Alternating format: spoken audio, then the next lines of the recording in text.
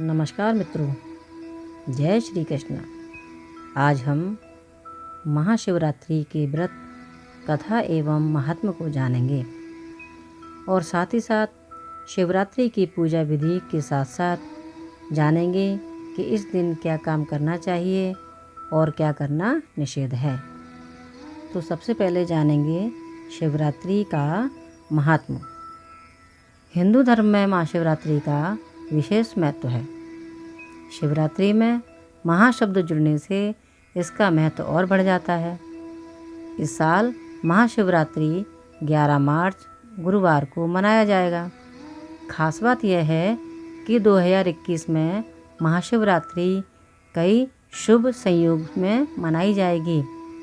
ज्योतिषाचार्यों के अनुसार महाशिवरात्रि पर शिव योग के साथ धनिष्ठा नक्षत्र भी होगा और चंद्रमा मकर राशि में विराजमान रहेंगे। हिंदू पंचांग के अनुसार महाशिवरात्रि कृष्ण पक्ष की चतुर्थी तिथि को मनाया जाता है। महाशिवरात्रि के दिन भगवान शिव की विधि विधान से पूजा की जाती है। मान्यता है कि इस दिन भगवान शिव का व्रत रखने वाले सौभाग्य, समृद्धि और संतान की प्राप्ति होती है। अब हम बात करेंगे शिवरात्रि के शुभ मुहूर्त की। 2021 की महाशिवरात्रि का शुभ मुहूर्त निशीत काल पूजन मुहूर्त रात्रि 12:06 से लेकर रात्रि 12:55 तक रहेगा, जिसकी कुल अवधि 48 मिनट की रहेगी। दूसरा मुहूर्त परायण मुहूर्त है, जो सुबह 6:36 से लेकर 3:04 तक रहेगा। अब हम महाशिवरात्रि की पूजा विधि जानेंगे। त्रयोदशी को एक बार भोजन करके चतुर्दशी को दिन भर निराहार रहना चाहिए। पत्र, पुष्प तथा सुंदर वस्त्रों से मंडप तैयार करके वेदी पर कलश की स्थापना करके गौरी शंकर की मूर्ति तथा नंदी की मूर्ति रखनी चाहिए। कलश को जल से भरकर रोली, मौली, चावल, पान, सुपारी, लौंग, इलायची, चंदन, दूध, घी, शहद, कमलगट्टा, धतूरा, बेलपत्र आदि का प्रसाद शिव को अर्पित करके पूजा करनी चाहिए।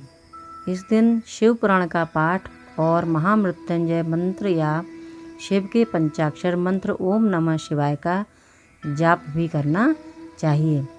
साथ ही महाशिवरात्रि के दिन रात्रि जागरण का भी विधान है। रात को जागरण करके 4 बार शिव आरती भी करनी चाहिए। दूसरे दिन प्रातः जौ, तिल, खीर तथा बेलपत्र का हवन करके ब्राह्मणों को भोजन करवाकर व्रत का पारण करना चाहिए। अब हम महाशिवरात्रि की कथा सुनेंगे। एक गांव में एक शिकारी रहता था। वह शिकार करके अपने परिवार का पालन करता था। एक बार उस पर साहूकार का ऋण हो गया। ऋण न चुकाने पर सेठ ने उसे शिव मंदिर में बंदी बना लिया। उस दिन शिवरात्रि थी। वह शिव संबंधी बातें ध्यानपूर्वक देखता एवं सुनता रहा। संध्या होने पर सेठ ने उसे अपने पास बुलाया। शिकारी ने अगले दिन ऋण चुकाने का वायदा कर सेठ की कैद से छूट गया। जंगल में एक तालाब के किनारे बेल वृक्ष पर शिकार करने के लिए मचान बनाने लगा। उस पेड़ के नीचे शिवलिंग था। पेड़ के पत्ते मचान बनाते समय शिवलिंग पर गिरे। इस प्रकार दिन भर भूखे रहने से शिकारी का व्रत भी हो गया और शिवलिंग पर बेलपत्र भी चढ़ गए। एक पहर व्यतीत होने पर एक गर्भिणी हिरणी तालाब पर पानी पीने निकली। शिकारी ने उसे देखकर धनुष बाण उठा लिया। वह हिरणी कातर स्वर में बोली, मैं गर्भवती हूँ, मेरा प्रसव काल समीप ही है। मैं बच्चे को जन्म देकर शीघ्र ही तुम्हारे सामने उपस्थित हो जाऊंगी। शिकारी ने उसे छोड़ दिया। कुछ देर बाद एक दूसरी हिरणी उधर से निकली। शिकारी ने फिर धनुष पर बाण चढ़ाया। हिरणी ने निवेदन किया, हे व्याघ्र महोदय, मैं थोड़ी देर पहले ऋतु से निवृत्त हुई हूँ, कामातुर विरहिणी हूँ। अपने पति से मिलन करने पर शीघ्र तुम्हारे समक्ष प्रस्तुत हो जाऊंगी। शिकारी ने उसे भी छोड़ दिया।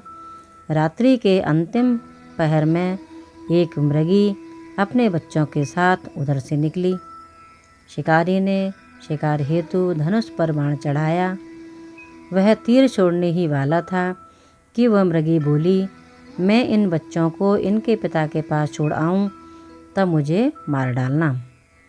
मैं अपने बच्चों के नाम पर दया की भीख मांगती हूँ। शिकारी को इस पर भी दया आ गई और उसे छोड़ दिया। पाँव फटने को हुई तो एक तंदुरुस्त हिरन आता दिखाई दिया। शिकारी उसका शिकार करने के लिए उद्यत हो गया। हिरण बोला, व्याघ्र महोदय, यदि तुमने इससे पहले 3 मृगियों तथा उनके बच्चों को मार दिया हो तो मुझे भी मार दीजिए, ताकि मुझे उनका वियोग न सहना पड़े। मैं उन तीनों का पति हूँ। यदि तुमने उन्हें जीवन दान दिया हो तो मुझ पर भी कुछ समय के लिए कृपा करें। मैं उनसे मिलकर तुम्हारे सामने आत्मसमर्पण कर दूंगा। मृगी की बात सुनकर रात की सारी घटनाएं उसके दिमाग में घूम गईं। उपवास, रात्रि जागरण तथा शिवलिंग पर बेलपत्र चढ़ने से उसमें भगवत भक्ति का जागरण हो गया। उसने मृग को भी छोड़ दिया। भगवान शिव शंकर की अनुकंपा से उसका हृदय मांगलिक भावों से भर गया। अपने अतीत के कर्मों को याद करके वह पश्चाताप की अग्नि में जलने लगा। थोड़ी देर बाद हिरण सपरिवार शिकारी के सामने उपस्थित हो गया। जंगली पशुओं की सत्य प्रियता, सात्विकता एवं सामूहिक प्रेम भावना को देखकर उसे बड़ी ग्लानि हुई। उसके नेत्रों से आंसुओं की झड़ी लग गई। उसने हिरण परिवार को मुक्त कर दिया। देवता इस घटना को देख रहे थे। उन्होंने आकाश से उस पर पुष्प वर्षा की। शिकारी परिवार सहित मोक्ष को प्राप्त हुआ। तो ये थी महाशिवरात्रि की कथा। अब हम जानेंगे कि शिवरात्रि के दिन किन किन कामों को करना चाहिए और किन कामों को निषेध माना गया है। महाशिवरात्रि के दिन व्रत या उपवास करना चाहिए। सुबह जल्दी उठकर स्नान करने के बाद स्वच्छ कपड़ों को धारण करना चाहिए। शुभ मुहूर्त में मंदिर जाकर महादेव को जल और दूध अर्पित करना चाहिए। महाशिवरात्रि के दिन ओम नमः शिवाय का जाप करना चाहिए। इस दिन व्रती को अनाज का सेवन नहीं करना चाहिए। अब जानेंगे इस दिन क्या नहीं करना चाहिए।